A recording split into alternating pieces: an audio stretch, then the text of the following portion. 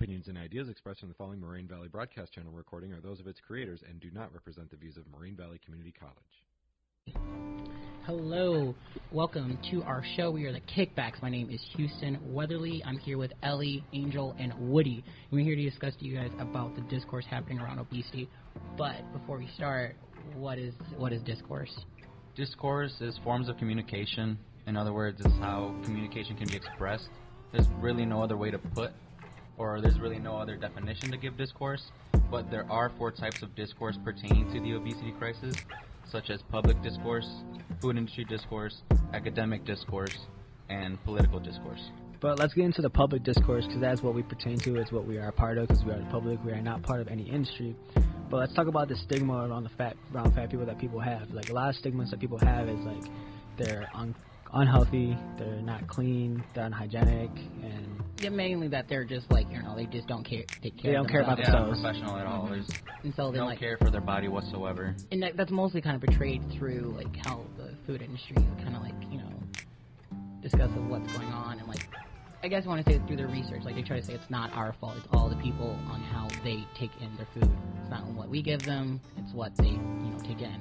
That can be seen in Nicole Arbor's video, Dear Fat People. She displays how the public discourse, it makes the issue a completely individual problem, and it puts all the blame on the fat person rather than the society happening around them. One thing that she talks about is the energy in and energy out. In her example that she gives about how fat people need to park farther away from stores to get more exercise and burn more calories to help themselves.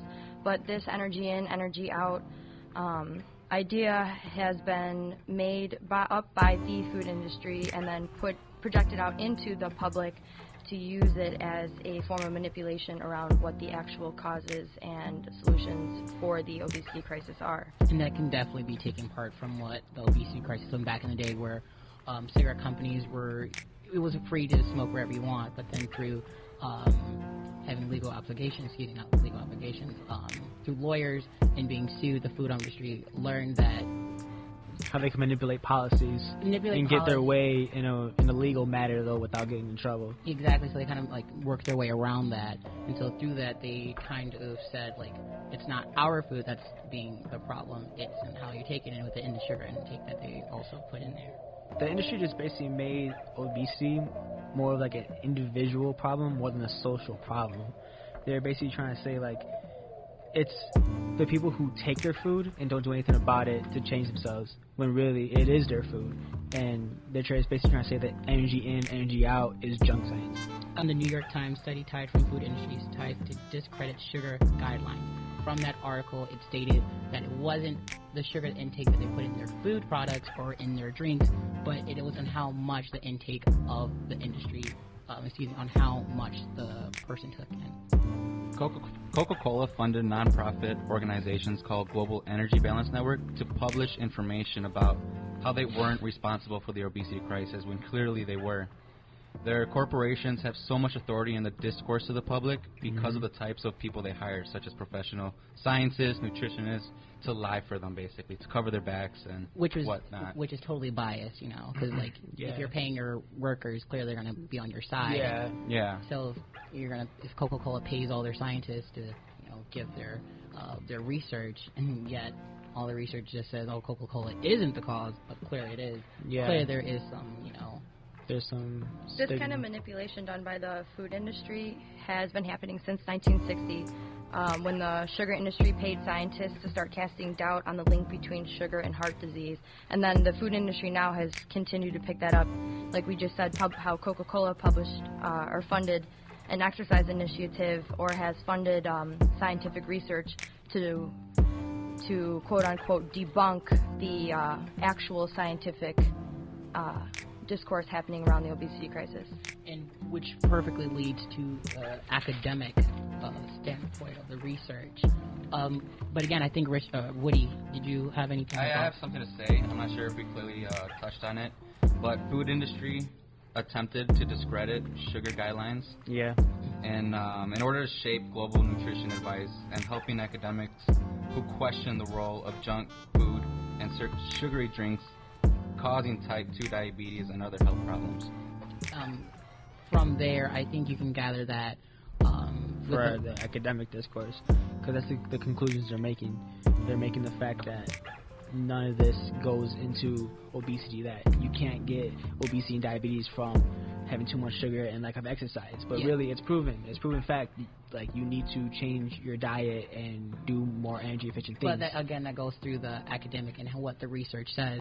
Yeah. And from what the research says, anything that non-profit organizations, let's just say Johns Hopkins, that they promote or put out information that states that obesity is an ongoing thing, and these food industries are putting out these high fructose corn syrup, all this sugar, all this extra stuff, and their response is it's junk science, that it's not real. It's almost like it's the alternative facts thing that's going around. And from there, the public's doubt through their information given from the food industry cannot be trusted. So it's through the public, it's through the food industry's information and science that it causes people to give doubt against what is the real issue. The food industry is so powerful in discrediting that even the public discourse is so shaped by them that they aren't believing what places like the CDC are posting about the obesity. And places like the CDC don't have a conflict of interest with their studies and what the information they're releasing to the public, but the food industry has such a voice to the public that they are able enough to manipulate that, and they are the ones with the conflict of interest. Yes. Oh yeah, there was a perfect it was an article, How Candy Makers Shape Nutrition Science, and from there, one of the industry's most powerful tactics in funding their nutrition research is carried in weight of academic authority, becomes a part of scientific literature and it generates guidelines. So it's just like from there, food industries or food and candy industries have been lying and putting false statements stating something healthy when really it's not. So in one, for instance, our teacher, Bill Hogan, he would say that Derrick Rose would be eating Skittles all season. And still be, like, athletically fit for every game. Yeah. That's what he ate. But from there, you can clearly, if you eat, a box of Twix, you're going to be big. Eat a Snicker, get thicker.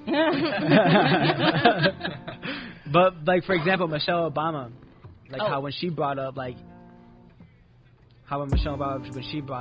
eating healthier foods and going out and working out, so she was trying to say, like, let's match in the calories in and the calories out, but with a positive ending of working out and being more athletic. So would you say that through her research, through a scientist, I think she probably had that wake-up call? Yeah. She's not an academic, but she probably worked with researchers, and since she's at a higher political stance, I think that's how she can make that change. But thanks for bringing that up. But even though she did make that initiative, which can be considered positive, when you're talking about it in the context of the obesity crisis, it wasn't necessarily positive because she was helping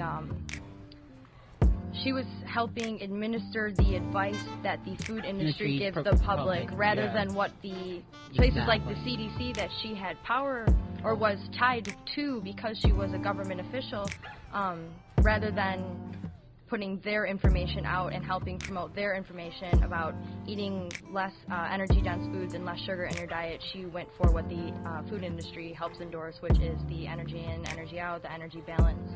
Now, we're saying that she's not no political person. Like she has not been in government, she hasn't run anything, but she had a higher stance or a higher point because since she was the first lady, she could have a political stance and say on what is going on. And since we're in this political stance, well, I mean, politics are being manipulated by the food industry, sending out lobbyists to mislead some information and basically bribe these corrupt governments to tweak some of the information they send out to the public. Well, when you say bribe, make sure you say that it's a legal bribe. A legal bribe, it's in illegal. other words, yeah.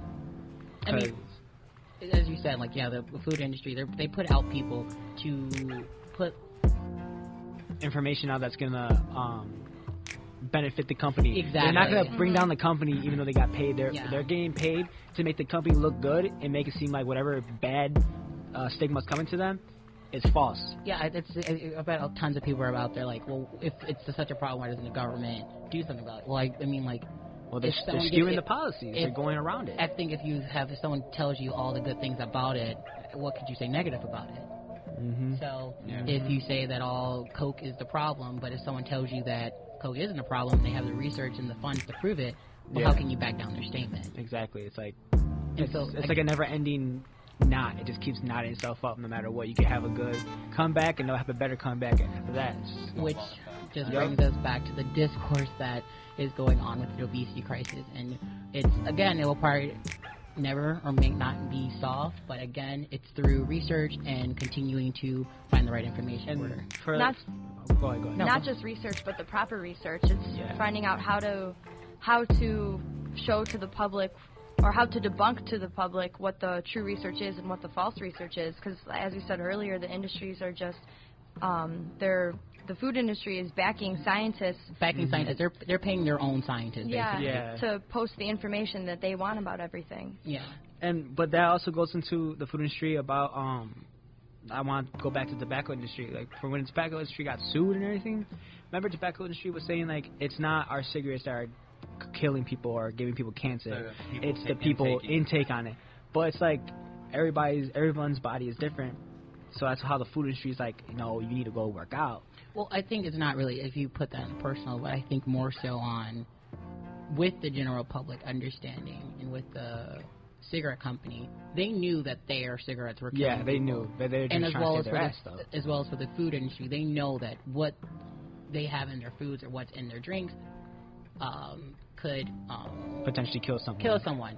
So, again, to sum it all up, it's all about getting the right information and making sure you know where you your make the right information choices, is coming from, and not even just where it's coming from, who is funding it, or what Who's kind behind it? You want to know exactly. And everything's got to be proper. Everything's got to be legit. It just can't be biased. It's got to be unbiased.